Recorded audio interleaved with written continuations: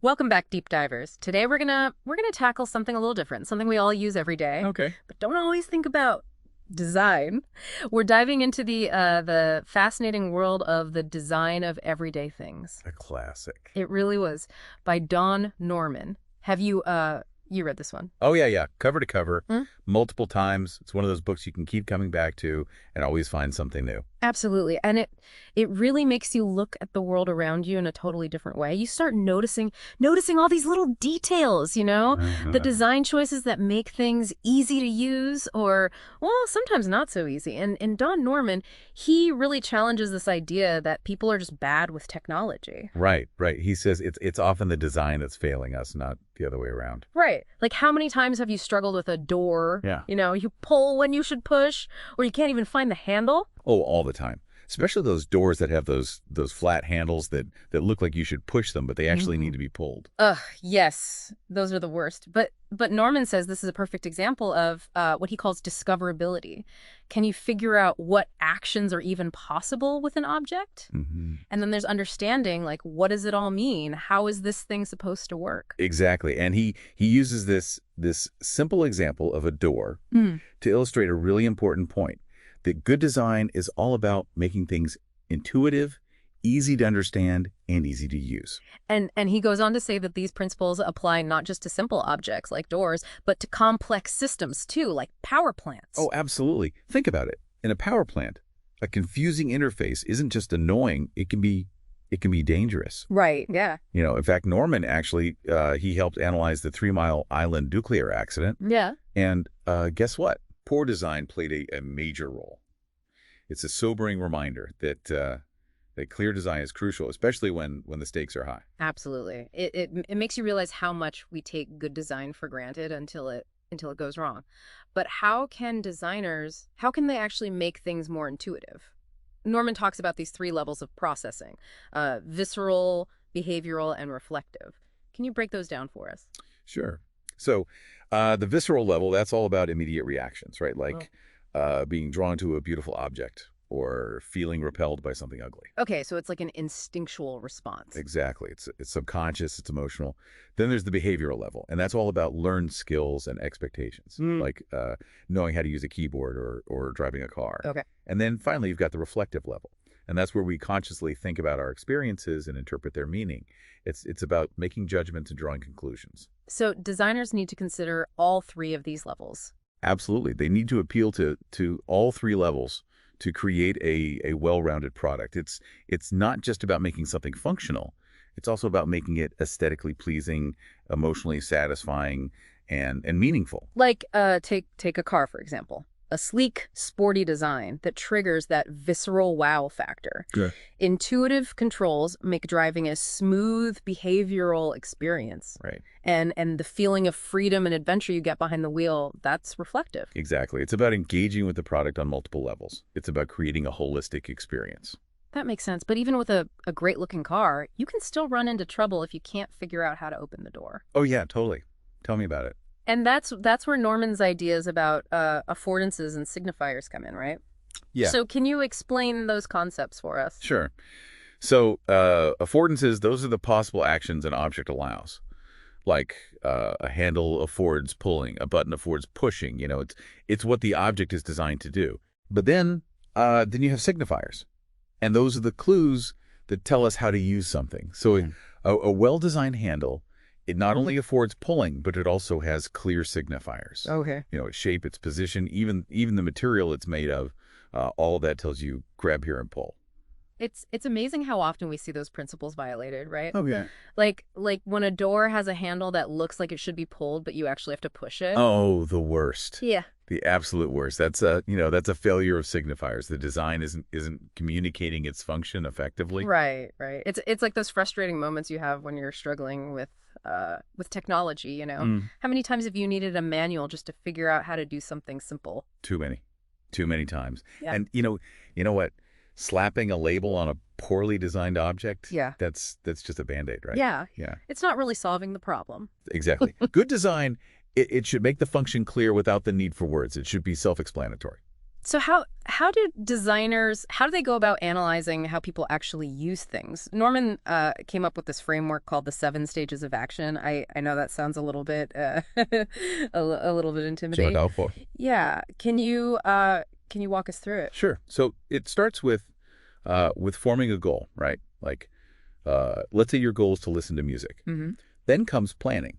How will you do it? Okay. Specifying. Do you want to use headphones or speakers? Yeah.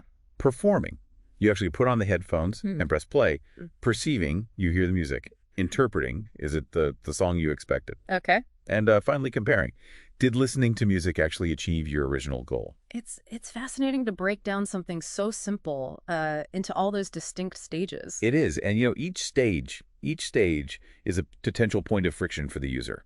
So designers, they need to consider all 7 stages to create that smooth and intuitive experience. Right. So, for example, with our music goal, if your headphones are all tangled up, that's a problem at the performing stage. Right. Yeah. And if the music app is confusing to navigate, that's an issue at the specifying stage. Mm. Good design anticipates and addresses potential problems at every single stage. So it's not just about making the object itself easy to use. It's about understanding the entire process that the user goes through to achieve their goal. Exactly. And a big part of that is understanding the user's mental model, which is another key concept that Norman explores. You mean like how we think something should work? Precisely. But sometimes our mental models they clash with reality, and that leads to frustration. Think about a refrigerator. You adjust the thermostat thinking it directly controls the temperature, but that's not how it actually works. The thermostat it actually triggers a complex system of cooling cycles. Oh, so our simplified mental model doesn't really match the complexity of the actual system? Exactly, and that mismatch that can cause problems, right? Right. Imagine if the same thing happened with a car or an airplane. Yeah. Yeah, that'd be bad. Yeah. So designers, they need to create clear and accurate mental models for users so that people understand how things actually work. And when our mental models fail us, we make mistakes. But Norman makes a really interesting point about human error. Oh yeah, he does. He argues that what we often label as human error, it's actually a symptom of bad design. So you mean it's not our fault when we mess up? Well, I mean, sometimes it is, but often our mistakes are a result of poorly designed systems that don't really account for how we think and how we behave. Like when you accidentally put the milk carton in the cupboard and the cereal box in the fridge. Exactly. Those are slips, errors in action execution. Our brains, they kind of go on autopilot, and we do something habitual without really thinking. But then there are mistakes where we misinterpret information or we apply the wrong rules. So how can design help prevent those errors? By being more forgiving. Okay. Good design, it anticipates potential errors and it minimizes their consequences. It provides clear feedback, undo mechanisms, multiple ways to complete a task. So good design is kind of like a good friend. It understands you, it guides you, and it forgives your occasional slip-ups. I like that. That's a great analogy. And speaking of guidance, Norman highlights the importance of constraints in design. Constraints like limitations. Exactly. But constraints, when they're used thoughtfully, they can actually make things easier to use. Think about Legos. The physical constraints of the bricks, they guide you toward the correct assembly. Right. They make the process intuitive. It's like the design is saying, here's how you do it. I see. So it's not about limiting creativity. It's about channeling it in the right direction. Exactly. And that leads us to another powerful design principle, natural mappings. Okay. I'm intrigued. Tell me more. So natural mappings are all about making the relationship between controls and their actions intuitive. Think about a stovetop with burners that don't align with their controls. Oh, those are the worst. You have to constantly refer to like a diagram to figure out which knob controls which burner. A classic example of poor mapping. Yeah. Good mapping, on the other hand, it feels natural. It feels effortless. For instance, think about the volume controls on your phone. You instinctively know to swipe up to increase the volume and down to decrease it. Yeah. It's so simple, but it makes such a huge difference in usability. Exactly. Good design, it often comes down to these seemingly small but crucial details. And it highlights the importance of standardization in design. Standardization, you mean like having consistent design elements across different products? Precisely. Standardization can make life so much easier. Think about electrical outlets. Okay. Imagine if every country had a different type of outlet. It would be a nightmare to travel with your electronics. Yeah, that's a great point, but I guess standardization can also have its downsides, right? Absolutely. It can stifle innovation and it can lock us into outdated designs. A fascinating example Norman brings up is the long and complex process of establishing standards for HDTV. Oh, wow. It took it took decades of debate and negotiation, and by the time the standards were finally agreed upon, technology had almost moved on. It's a reminder that design standards need to be flexible enough to accommodate innovation and change. But there are also some standards that just never seem to take hold, no matter how logical they are. Remember decimal time? Ah, yes.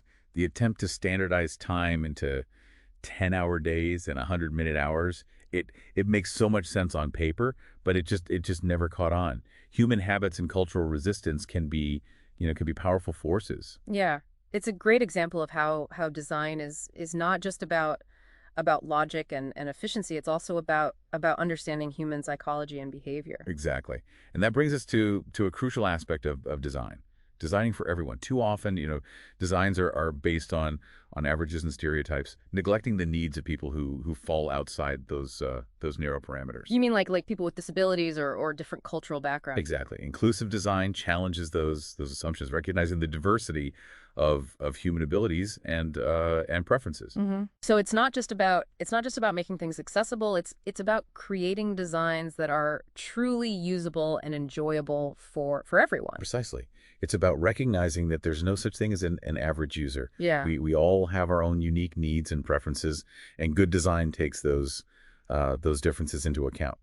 This is making me realize how much thought goes into designing even the simplest things. It's not just about making something look pretty. It's about understanding how people interact with the world and creating objects and systems that make their lives easier, safer, and more enjoyable. And that's just scratching the surface of what the design of everyday things has to offer. There's so much more to explore. Yeah, it's like you said, it really is amazing the impact design has on our lives every day, even if we don't always like think about it. Totally. And I'm still thinking about those doors we were talking about before. Like sometimes it feels like those things are deliberately designed to be confusing. Well, sometimes that's actually the case. Norman talks about a concept called forcing functions, and he actually uses those tricky doors to illustrate the idea. Okay, forcing functions. What are those? So imagine a door with like a bar across it. You have to push that bar to exit. You literally can't leave without performing that action. Ah, That's a okay. that's a forcing function. So it's like the design is forcing you to do something specific, but why would you want to do that? Why build something like that? Well, it's often for safety reasons or to prevent errors. Think about the interlock on a car's ignition. Okay. It would prevents you from starting the car unless it's in park or neutral. Right, right. That's a forcing function that's probably prevented, countless accidents. Huh. I never thought of it that way. But I guess forcing functions could also be kind of annoying, right? Like what if they're constantly making you do like extra steps or something? Yeah, that's the challenge with forcing functions, right? Finding that balance between safety and convenience. Hmm. A well-designed forcing function, it should feel natural and it shouldn't feel obtrusive. It should guide you toward that correct action without being overly restrictive. So it's about making the desired action the most obvious and intuitive choice. Exactly. And that brings us back to the idea of designing for error, as we talked about before. Errors are inevitable. So how can we create systems that help people recover from those inevitable slip-ups? You mean like having an undo button? That's a great example. Undo mechanisms, Yeah. clear error messages and multiple ways to complete a task. Those are all ways to design for error. It's about creating systems that are resilient and forgiving rather than punishing people for making mistakes. Yeah. I like that. Forgiving design, it takes the pressure off, but sometimes I feel like the biggest design flaw is just having too much, too much stuff going on. Like when a website is just crammed with buttons and menus and ads and it's just overwhelming. Ah, yes.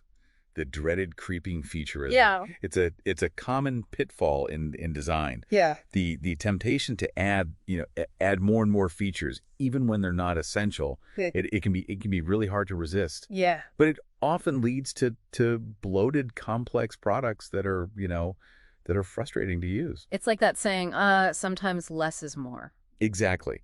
Designers, they need to be ruthless about prioritizing the Yeah. most important features and resisting that urge to add, bells and whistles just for the sake of it. So it's about focusing on the core needs of the user and designing a streamlined experience that meets those needs without unnecessary clutter. Precisely. And that often involves making tough choices about what to leave out. But remember, good design isn't just about functionality. It's also about aesthetics and emotional impact. You mean like how a beautiful object can make you feel happy? Exactly. Or how a calming color palette can create a sense of tranquility.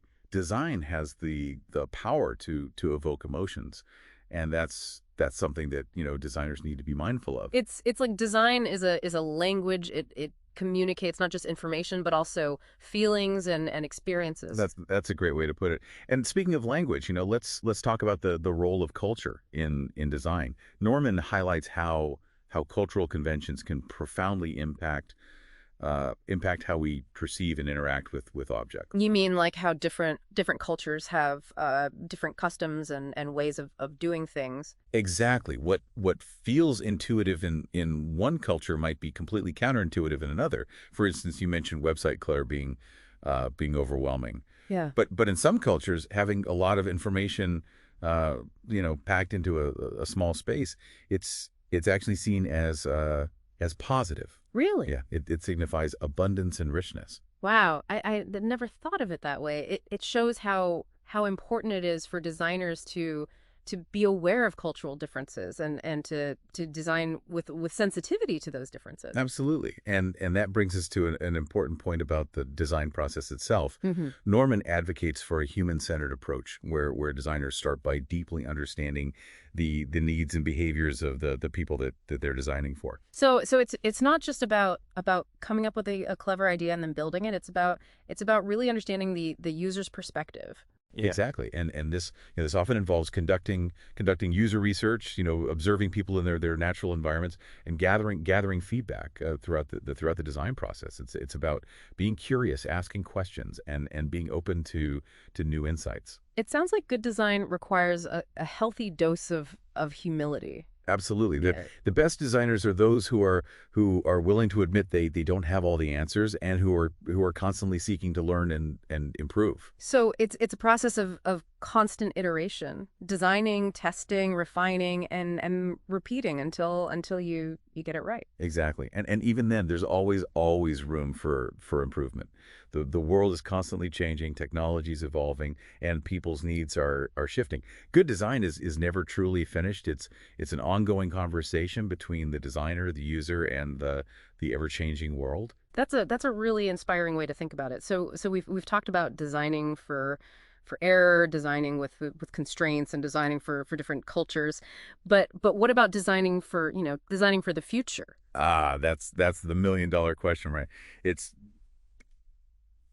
it's notoriously difficult to predict how technology will evolve, let alone how people will use it. So how can designers even begin to think about designing for a future they can't predict?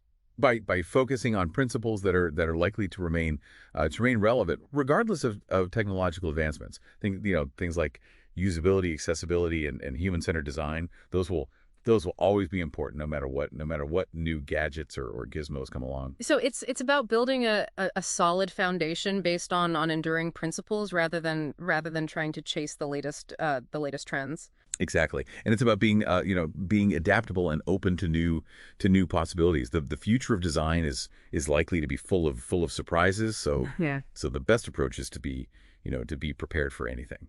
That makes sense. But I have to admit I'm a little bit worried about the future of books in this increasingly digital world. Will we all be reading on screens in the future? Yeah, that's a question that Norman grapples with as well. He acknowledges the convenience and the portability of ebooks, but he also expresses a deep appreciation for the tactile experience of reading a physical book. Yeah, I know what you mean. There's something special about, about holding a book in your hands, turning the pages and feeling the paper under your fingertips. Exactly. And there's also the issue of, digital distractions, right? Right. When you're reading on a screen, it's so easy to get sidetracked by notifications and emails and social media. Oh, so true. It's so hard to stay focused on the words on the page when you're constantly being bombarded with digital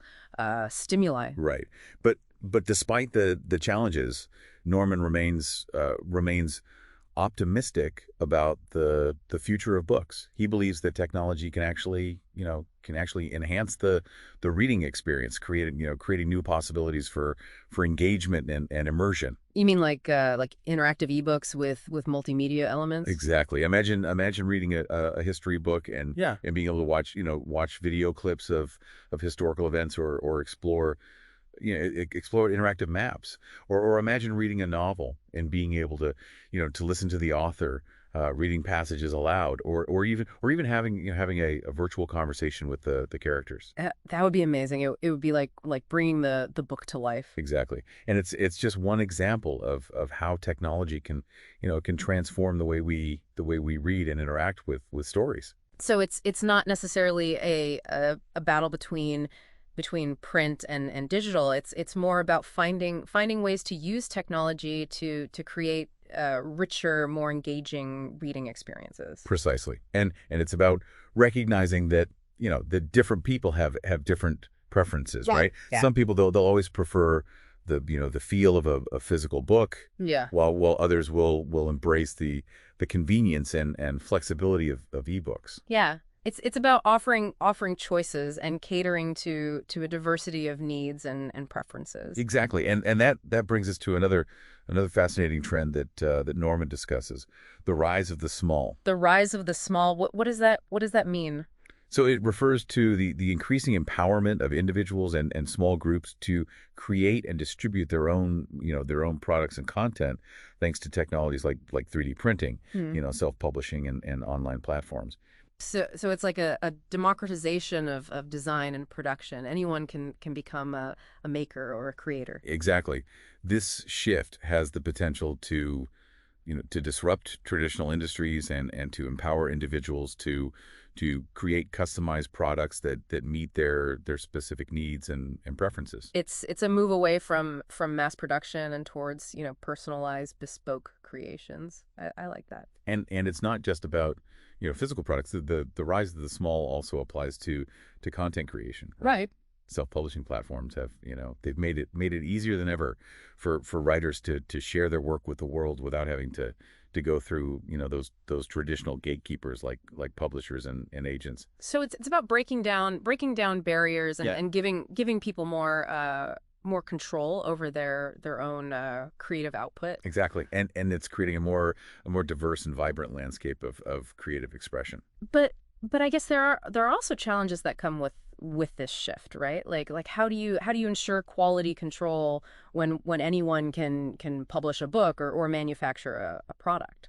That's a valid concern, and it's something that Norman acknowledges, but he also points out that the rise of the small is still in its early stages, and we're still figuring out how to navigate these challenges. So it's a work in progress. Exactly. But it's a fascinating trend with the potential to reshape the way we design, the way we create, and the way we consume. It sounds like we're moving toward a world where everyone can be a designer and a creator, not just a passive consumer. That's the exciting potential of the rise of the small, right? It's about empowering people to take control of their own creative destinies. I like that. It's empowering. And it ties back to one of Norman's core messages, that good design is about understanding people and creating things that make their lives better. It's about humanizing design, making it more, more accessible, more inclusive, and more responsive to the needs of real people. Exactly. And that's what makes the design of everyday things such a timeless and relevant book. It reminds us that design is not just about, not just about objects. It's about people. It's about their experiences, and it's about their relationship with the world around them. It's about using our creativity and ingenuity to shape a world that is more functional, more beautiful, and more humane. And that's a mission worth striving for. Yeah, it really is amazing the impact design has on us, even in ways we don't always realize. It really is. Yeah. Like going back to that idea of human error we were discussing. It's so easy to blame ourselves when things go wrong. But Norman really makes you rethink that whole concept. Like maybe it's not me that's bad with technology. Hmm. It's the technology that's bad at understanding me. Exactly. And I think that's such an important shift in perspective. It helps us move beyond just blaming ourselves and start asking, how can we design things that are more forgiving, more resilient, things that actually work the way people do. Right. More human-centered. Like we all make mistakes, right? Oh, all the time. Good design should account for that. It should help us recover from those mistakes, not punish us for them. Exactly. And that actually brings up a really crucial point about the ethical responsibility of designers. You mean like designers have a moral obligation to create things that are not just functional and beautiful, but also, safe and actually beneficial to society. Exactly, yeah. Yeah. Norman, he argues that designers, they wield a tremendous amount of power. The power to shape the world around us, to influence how people behave, to create things that have a real impact on people's lives, for better or for worse. Right, right. So it's not just about, aesthetics or profits. It's about using that power responsibly and ethically. Absolutely. And that requires more than just, technical skills. It requires a deep understanding of human values, of ethics, and of how technology interacts with society as a whole. It's like recognizing that design isn't just a profession. It's a force that shapes our world. It shapes our lives in really profound ways. It really does. And that brings us back to one of the key takeaways from the design of everyday things, the importance of observation. You mean like paying attention to the world around us and noticing how design impacts our experiences. Exactly. Norman encourages us to cultivate a critical eye for design, to question our assumptions, to seek out those aha moments that reveal, the hidden workings of all the objects and systems we use every single day. It's about becoming more aware of the design choices that shape our lives, both the good and the bad. Exactly. And good design, it's often invisible. It blends into the background. It makes our lives, easier and more efficient, more enjoyable, without drawing attention to itself. It's the kind of design we don't even notice until it goes wrong. Oh, yeah. Like a door handle that's confusing or a website that's just impossible to navigate. Exactly. Yeah. But when design is done well, it has the power to enhance our lives in countless ways, Hmm. from simplifying everyday tasks to fostering creativity and connection and a sense of delight. Yeah, I totally agree. So, thinking about the design of everyday things and everything we've talked about today, Hmm. what's the biggest takeaway for you? What's the one thing you really hope listeners will remember from this deep dive? Oh, that's a great question. Uh, I think the most important message is that design is not just for professionals. It's a way of thinking. It's a way of problem solving. It's a way of shaping the world around us. You mean like we can all be designers in our own way? Exactly. Yeah. Whether we're organizing our workspace or planning a trip or even just, making a cup of coffee, we're constantly making design decisions. Hmm. And by applying Norman's principles, by thinking about usability and affordances, signifiers, constraints, and all the other concepts we've discussed, we can make those decisions more thoughtfully, and we can create a world that's more functional, more beautiful, and more humane. Yeah. I love that, the idea that we all have that power to be designers and to make a positive impact on the world through our everyday actions even. And that's what makes the design of everyday things such an empowering book, such an inspiring book. Mm.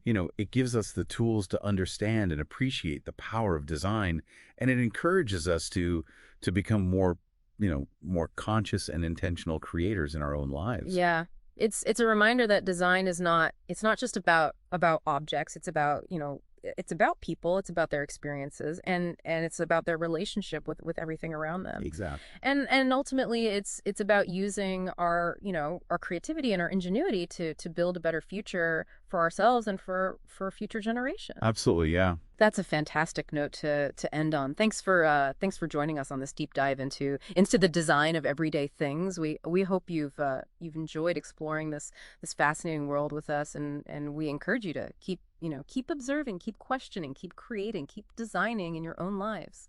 And the next time you encounter a well-designed object, or even a poorly designed one, Hmm. take a moment to appreciate the thought that went into it, the intention, the human ingenuity that went into creating that. Yeah, because design matters. It shapes our experiences, our relationships, our world. Absolutely. So let's all strive to be more mindful, more intentional, and more human-centered in how we approach design, whether we're designing, objects or systems or experiences, or even just our own lives. Thanks for listening, and we'll see you next time for another deep dive into a fascinating topic.